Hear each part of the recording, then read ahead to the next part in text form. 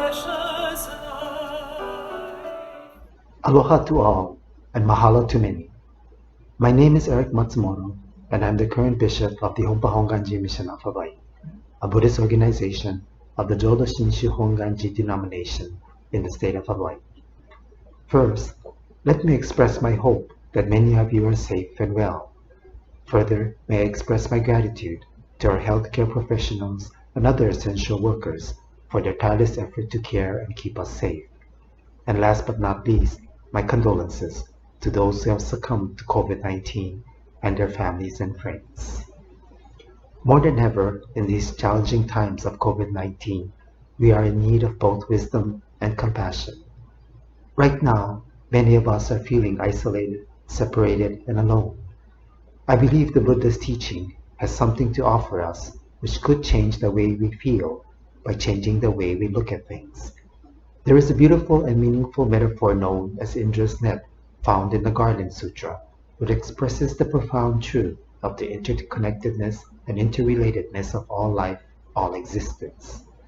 Every phenomenon, no matter how small or seemingly insignificant, has an effect on all existence in the universe, and conversely, the totality of everyone and everything in the universe, including the universe, is dependent on the individual parts which comprise it. I am able to exist because of all others, and all others are connected to me. This awareness or understanding then leads us to appreciate all others, for without them I would not exist. From this awareness or understanding arises a profound gratitude and an aspiration to also help or be of benefit to others. Applying this wisdom to our circumstances with COVID-19, let us see that our individual actions and behaviors, such as staying indoors at home as much as possible, quarantine when needed or applicable, wearing masks but leaving PPE equipment for healthcare providers and those who critically need them, not hoarding, practicing good hygiene, and physical distancing with social solidarity and the like, which are being recommended by our local government, contribute to the total picture of all of our well-being. Let this perspective or view of interdependence guide us. Another unexpected outcome of this gratitude, which comes from this understanding of interdependence, is the sense, feeling, thought of knowing that we are never alone or completely cut off from others. Granted, as human beings, social interaction and human relationships are important. However, our relationship with others is not limited to only fellow human beings. In Buddhism, we often speak of gratitude to all sentient beings. I do not and cannot live all by myself.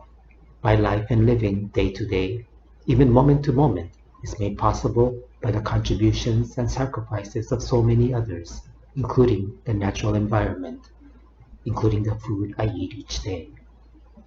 It is because of the gift of life, of the plants and animals, that I am able to live. This realization results in a deep sense of humility, indebtedness, and gratitude to the natural world and animal and plant life.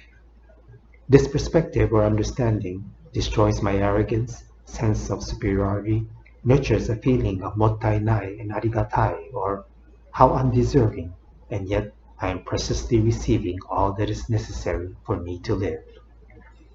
Surprisingly, it also addresses, believe it or not, isolation, loneliness, and separation. Even right here in Hawaii, I have heard of individuals who are so grateful for the food they eat that it changes the way they feel. They feel so supported and connected to the food they consume each day that it changes the way they look at their own life and living. They do not feel isolated and alone, but see the support they are receiving, even if no human person is around them. The Dharma shares with us that all life is precious. For Shin Buddhists, there is a deep lament that one is the cause of suffering for other forms of life. The ultimate goal is to eventually attain an enlightened state of being, so as not to be a cause of others' suffering with birth in the Pure Land.